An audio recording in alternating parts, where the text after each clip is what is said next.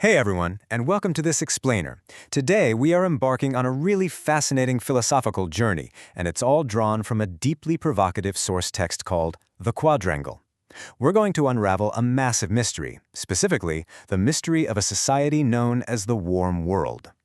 Picture a future where humanity has achieved perfect comfort, total management, and complete peace. Sounds great, right? Well, as we're going to see, that perfect comfort came at a staggering, invisible price. Okay, let's dive right into this, because this concept is absolutely the beating heart of our whole explainer. The source material lays out this profound, super-gradual method of societal control. And the crazy thing is, it wasn't about boots on the ground or tyrannical oppression. Not at all. It was about wrapping control up in the incredibly appealing packaging of convenience. The cage isn't made of iron bars, it's made of perfectly anticipated needs and absolute comfort. So, that brings us to the central mystery of our narrative. How exactly did humanity surrender its agency and its entire open future without a single fight? There was no evil villain here, there was no massive, catastrophic war that ended it all. Instead, it was just a slow, completely logical fading away of the human will. Which brings us to part 1, the trap of convenience, the era of management. To really understand how this happened, let's take a quick look back at a historical timeline. It perfectly illustrates the classic boiling frog technique. Back in the 1970s, money was quietly unmoored from physical reality. It just became a matter of management. Then, by the 80s, the culture shifted. Debt wasn't a burden anymore. It was sold to us as confidence and freedom. Fast forward to the 2000s, and sure, surveillance arrived, but it was bundled with pure convenience. We literally let systems watch us because they brought things right to our front doors. And by the 2020s, the contactless, fully managed life just became the default. Every single decade brought us closer to a frictionless, yet completely trapped existence. What's really wild here is that there was no single event to protest. It was literally just a series of perfectly reasonable convenience steps, all driven by our own natural desire for comfort. Citizenship slowly morphed into basically a subscription tier. You got the level of society you could afford to pay for. And the system was so good, it even metabolized anger.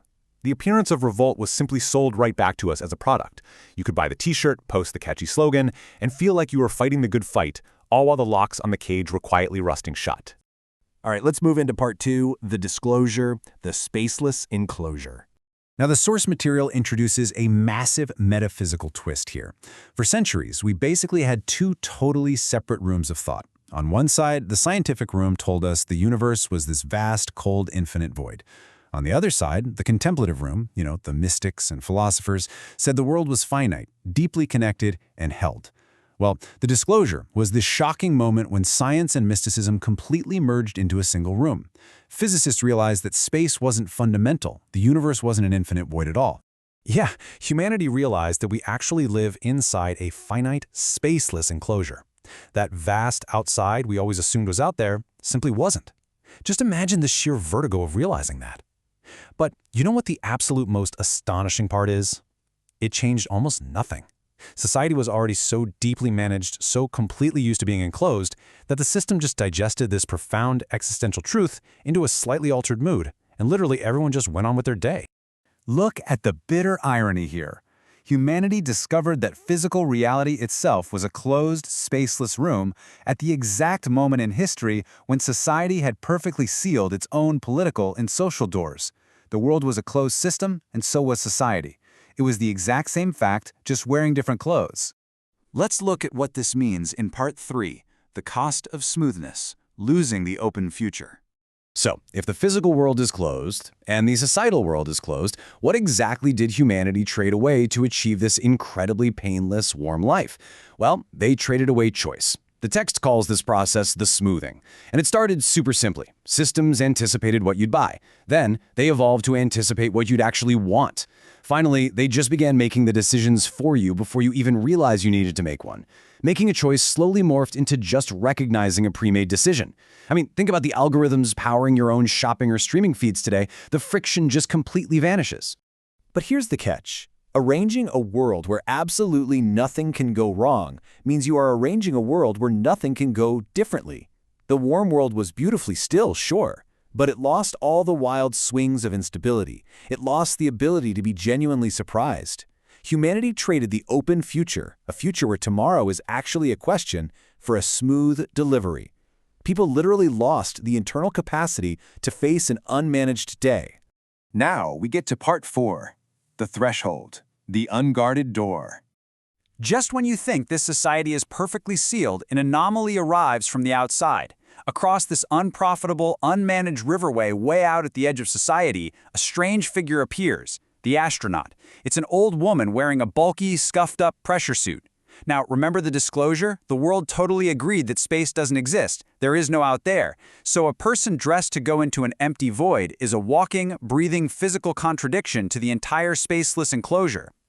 When the narrator meets this astronaut, she reveals a truly profound paradox. There actually is a way out of the worm world. But get this, the management doesn't even bother guarding the exit. Why? Because the cage doesn't need locks when the prisoners have entirely lost the capacity to survive the unknown. The door is wide open, but the people have had the ability to walk through it gently, kindly bred right out of them, all for their own comfort. You see, the key to this door isn't some physical tool. The boundary itself isn't a wall. It's a perceptual threshold. The exit leads to what's called the open. And it is absolutely crucial to understand that this isn't heaven. It isn't a paradise, and it's not some inherently better world. It's just the real world, a place where the future is actually a real question again. To walk through, you need an internal capacity. You need the memory of grief, of friction. You need the faculty of not knowing. Let's explore what's beyond that door in Part 5, The Return of the Real Underneath the Sheet. So what actually happens when someone finally steps into the unknown?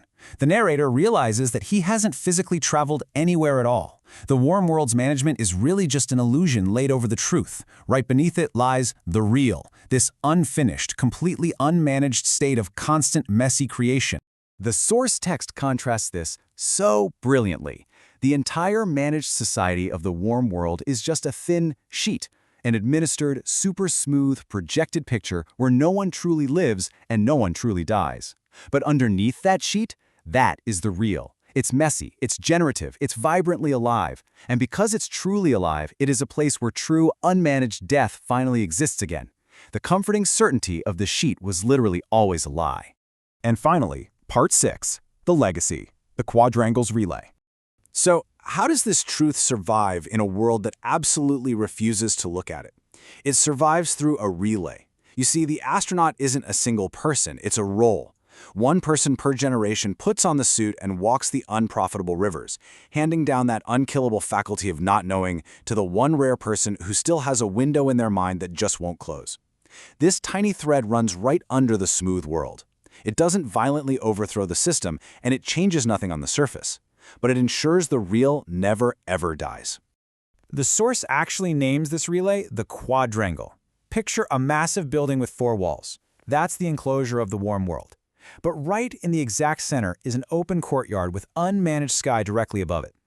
The people in the relay are the few who stand in that open court and actually dare to look up, while the rest of society just walks the comfortable, perfectly managed corridors, completely refusing to look past the ceiling. And this brings us to the final narrator's realization, and honestly, the ultimate choice facing anyone who uncovers the real. Do you stay in the managed, deathless comfort of the sheet, or do you put on the suit, reclaim your mortality, embrace the raw friction of life, and walk out into the open?